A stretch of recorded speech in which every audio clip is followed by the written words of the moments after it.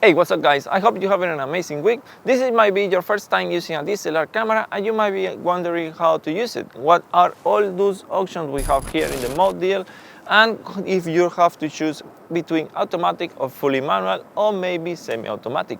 Well, today I'm going to explain you what are the differences between the mode deals between automatic, semi-automatic and fully manual. I'm Jose Daniel and welcome back to another video. If you're new to the channel, don't forget to subscribe. I upload a video every week so you don't miss the oncoming videos. The first mode deal we're going to have a look is the automatic.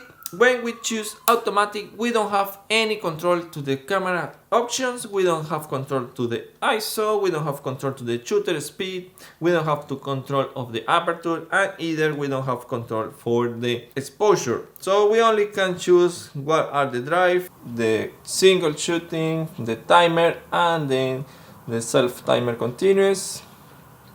This option here is you have a remote control, you can plug here and then you can have control of the shooter. The camera is going to do everything for all. You have to press the shutter button here on the front, so you press half and then it's going to focus, and then fully press and then it's going to take the photo.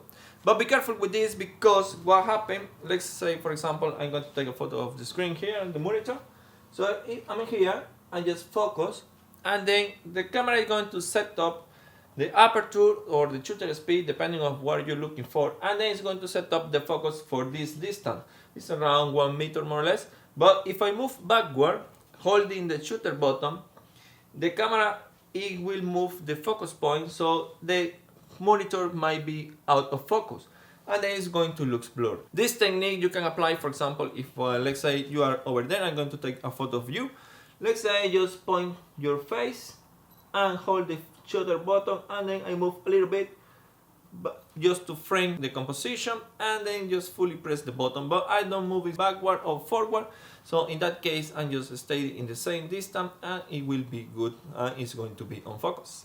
The next option we have to see here is the program mode. The program mode, we have control for the ISO and we can have control other options as well. For single shooting, continuous, the timer and remote control, 2 seconds of a timer, and then continuous self timer.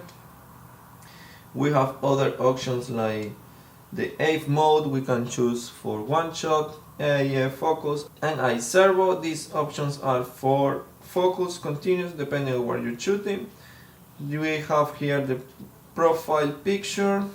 We have as well the white balance. At the moment it's cloudy. You can select any of those ones. You can select auto, and then you can select the sunny, shade, cloudy, or any other options. Then we have here for the auto correction image, we have here the option for the flash. This over here is the quality of the camera. We have RAW at the moment. You can select from JPEG to RAW, and we can choose the exposure values as well. You can set up any of these ones, and we have control the ISO. You can select automatic or you can choose whatever value you want, and the camera is going to choose the aperture and the shutter when we are going to take the photo. Okay, we already know how to use the automatic and what is the program mode. Now we are ready to jump into the shutter priority, and in this case we can choose the shutter speed and the ISO values, and the camera is going to set up the aperture to the best way to do a good exposure. Be careful when you use the shutter priority if you are shooting handheld, because the minimum could be 1/30 of the second. It will depend as well of the lens you are using. Let's say for example you're using a lens from 70 to 200 millimeters, then the shutter speed, the minimum have to be 200 of the seconds. If you are going below of that, then the picture is going to look too shaky. So the good reason you use a tripod, it will be stable, and if you use a high shutter speed as well to avoid the shaky hands. We are going to have a look here is the aperture priority.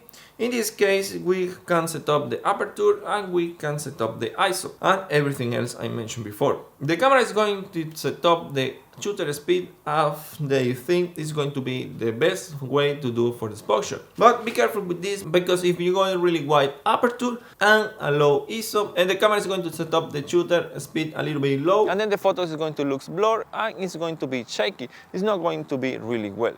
In that case, you will need to use a tripod, or the other option, you have to increase the ISO a little bit higher, and then the camera can set up the shutter speed a little bit higher as well. Then we have the fully manual, and here you can select the values for shutter speed, aperture, ISO, and everything else. You can set up the white balance, the picture profiles. You have more control of the camera. In the other semi-automatic, like the program, shutter priority, aperture priority, and the manual mode, in this mode you can select as well. If we go here, we can select the focus point wherever we want.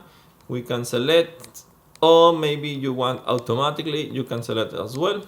You might be thinking, okay, I know now all those options, but which one should I choose? Normally we start taking photos in automatic because we don't have too much knowledge of how the camera works.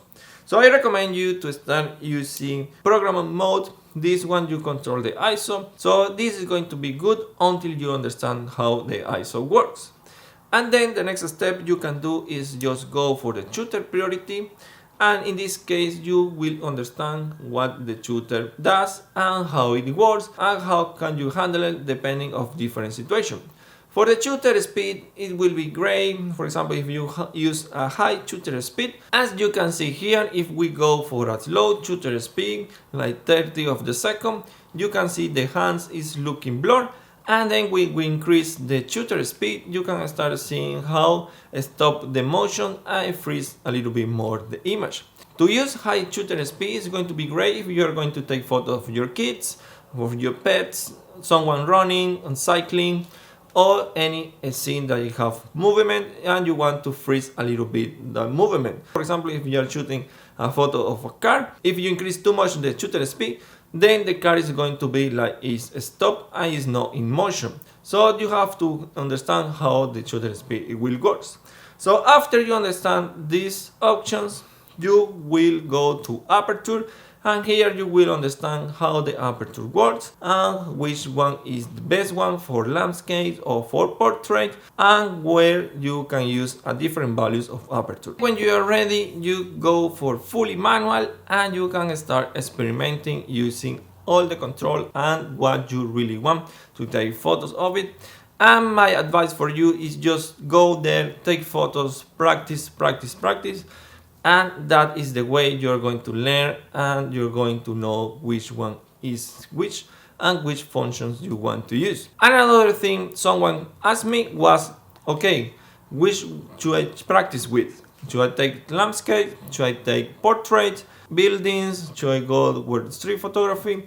So doesn't matter which one you choose, just go and take photos. For example, right now, just in your room, take some object. Let's say you take your phone, or maybe you take a book or your speakers or whatever you have in your room. Just select the one object and just start practicing with the aperture, with the ISO, and then you can go outside.